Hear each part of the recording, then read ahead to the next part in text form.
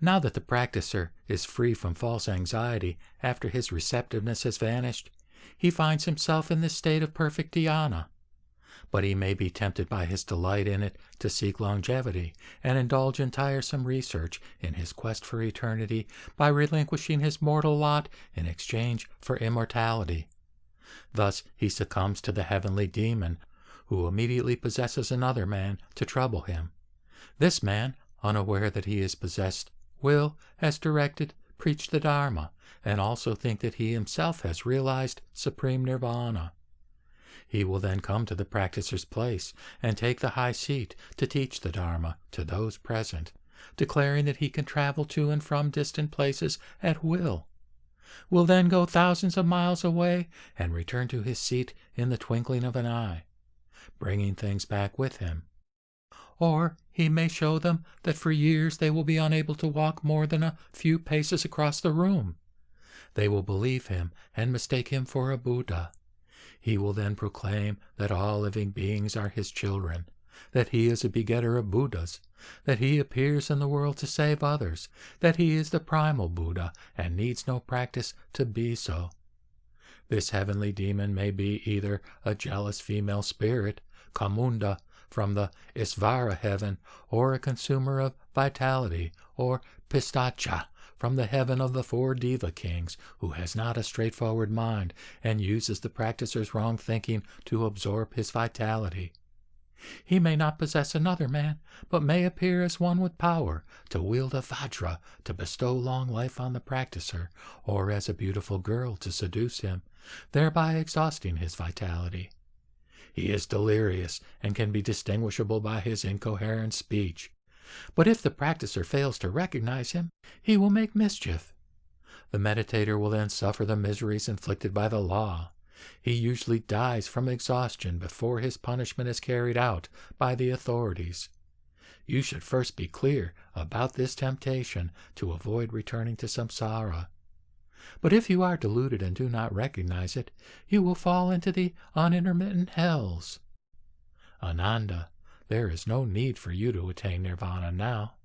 Though you have reached the stage beyond all studies, you should fulfill your vow to re-enter this world in the Dharma-ending age, to develop great compassion, and to deliver those living beings whose minds are set on right belief, so that they will not be troubled by demons, but realize right knowledge. I have delivered you from samsara, and by carrying out my order, you will repay your debt of gratitude to the Buddha. Ananda, the above 10 states of dhyana come from the intermingling of the 3rd aggregate of conception with meditative mind. Deluded and wayward practicers who do not know their capabilities cannot distinguish these states when they manifest and wrongly declare that they have attained the holy rank. By so doing, they break the prohibition against lying and will fall into the unintermittent hells. After my nirvana in the Dharma-ending age, you should proclaim this teaching so that living beings will awaken to it, that heavenly demons cannot take advantage of such states, and that all practicers can be on their guard and realize the supreme Tao. The 10 states affected by the 4th aggregate of discrimination, samskara.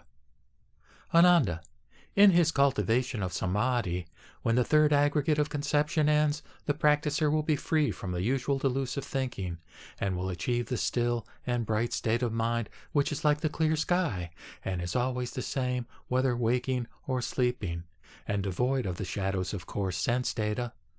To him, the mountains, rivers, great earth and universe are reflections in a bright mirror, appearing and vanishing without leaving a trace behind. Thus, his mind only reflects externals without being affected by them. This is the one essence, or alaya, in which the 4th aggregate now manifests.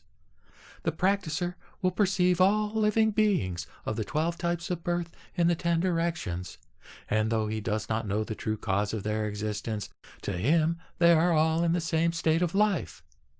This functioning of mind or samskara is like a twinkling mirage that disturbs the clear horizon, and is the chief cause of the illusion of the sense organs and data.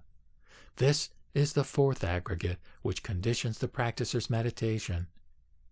If this sparkling disturbance returns to its serene source, alaya, like ripples that settle to become calm and clear water, the aggregate samskara will come to an end, and the practicer will leap above and beyond the kalpa of turbid being, the main cause of which is the undetected subtlety of his wrong thinking. Ananda, you should know that when the practicer, as a result of pointed concentration after the third aggregate has vanished, acquires correct knowledge in his practice of samatha, his mind is settled and clear and can no more be troubled by the 10 classes of demons. Only now can he look exhaustively into the origin of living beings. In his discovery of the subtle disturbance, which is not easily detectable, if he begins to differentiate, he will fall into error because of the following 2 heterodox conceptions of the non-existence of cause. 1. He finds no anterior cause of existence in his investigation. Why? Because he has wiped out the mechanism of life, and can now, by means of the 800 merits of his organ of sight, look into the 80,000 kalpas in which all living beings transmigrate from place to place, and beyond which he can see nothing. He then concludes that all living beings exist of themselves, without any cause, during these 80,000 eons, and because of this differentiation he will miss the Buddha's universal knowledge, thereby falling into heresy, which will screen his Bodhi nature. And 2. He finds no posterior cause of existence in his investigation. Why? Because he has seen the root of life, and concludes that, as always, men beget men, and birds birds, that crows are black, and storks white, that men and devas are upright, and animals slanting, that their white color does not come from washing, nor their black color from dyes, and that all this has been and will be so throughout these 80,000 eons. Since he never saw Bodhi before, how can he realize it now? He will now conclude that all things come from no cause, so he will miss the Buddha's universal knowledge and will fall into heresy, which will screen his Bodhi nature.